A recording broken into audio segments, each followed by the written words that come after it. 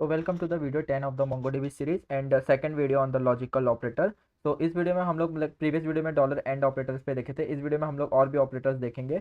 So like question से start करते हैं। तो पहला क्वेश्चन क्या है, हम लोग को सब ऑर्डर फाइंड करना है जिसका स्टेटस पेंडिंग रहना चाहिए या जो उसका पेमेंट मेथड है या कैश ऑन डिलीवरी होना चाहिए। मतलब या तो स्टेटस उसका पेंडिंग रहे या फिर पेमेंट मेथड इसका कैश ऑन डिलीवरी होना चाहिए।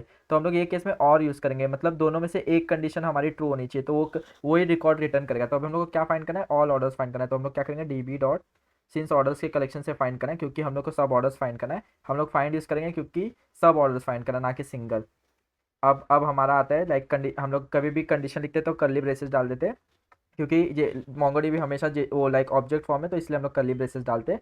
सो अब इसमें क्या है, find all orders where the status is pending, मतलब स्टेटस हमारा पेंडिंग रहना चाहिए। तो इसमें डॉलर और यूज़ करेंगे। डॉलर और हमने प्रीवियस वीडियो में डाला था, जब भी हम लोग लाइक लॉजिकल ऑपरेटर यूज़ करते हैं तो हम लोग उसका कंडीशन एरे में लिखते हैं, क्योंकि हम लोग को मल्टीपल कंडीशन लिखना होता है। अगर इसमें फिर से एक ब्रैकेट डालेंगे, अब क्या है, find all orders where the status, मतलब स्टेटस हमारा पेंडिंग होना चाहिए। तो स्टेटस क्या रहना चाहिए, पेंडिंग।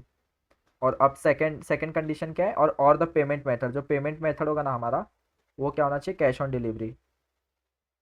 सो ये क्या करेगा, हम लोग को वो सारे रिकॉर्ड रिटर्न कर देगा जो हमारा बोलते हैं ना, जिसमें या तो स्टेटस पेंडिंग रहेगा या payment method cash on delivery रहेगा। अगर मैं एंटर करता हूँ तो अगर देखोगे इसने क्या रिटर्न किया, पहला रिकॉर्ड है, देखो स्टेटस पेंडिंग है। बट अगर इसका पेमेंट मेथड देखोगे, payment method cash on delivery है तो सही, मतलब सही है।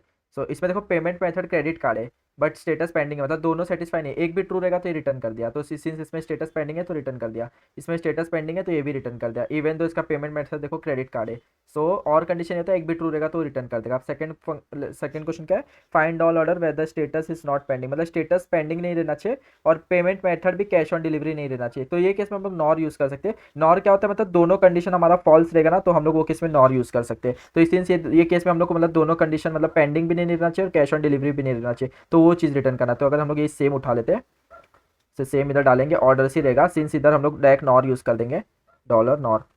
अब इसमें क्या चाहिए, उसको स्टेटस पेंडिंग नहीं रहना चाहिए, मतलब स्टेटस पेंडिंग नॉर में यही होता है, मतलब अगर नॉर है तो अगर ये दोनों कंडीशन जो फॉल्स होगा ना इसके अंदर, मतलब स्टेटस पेंडिंग नहीं रहेगा और पेमेंट मेथड भी कैश ऑन डिलीवरी नहीं रहेगा ना, वही मतलब रिकॉर्ड रिटर्न करेगा। तो अगर इसको मैं एंटर दबाता हूँ, सो अगर देखोगे पेमेंट मेथड इसमें यूपीआई है और स्टेटस इसका शिप है, मतलब दोनों कंडीशन मतलब फॉल्स है। पेमेंट मेथड क्रेडिट कार्ड है और इसका स्टेटस देखो शिप है। अगर इसमें हम लोग का कंडीशन क्या था, मतलब स्टेटस पेंडिंग नहीं रहना चाहिए और payment method cash on delivery नहीं रहना चाहिए, तो देखो सेटिस्फाई करता है, स्टेटस हमारा शिप है मतलब पेंडिंग नहीं है और पेमेंट मेथड भी क्रेडिट कार्ड है मतलब कैश ऑन डिलीवरी नहीं है। सो यही होता है, मतलब और तब यूज़ करो जब आपका एक कंडीशन ट्रू रहना चाहिए। एक भी कंडीशन अगर आपको ट्रू चाहिए तो और यूज़ करो, अगर आपको चाहिए कि मेरे सारे कंडीशन फॉल्स वाला रिटर्न चाहिए तो वो किस में आप नॉर यूज़ कर सकते हो।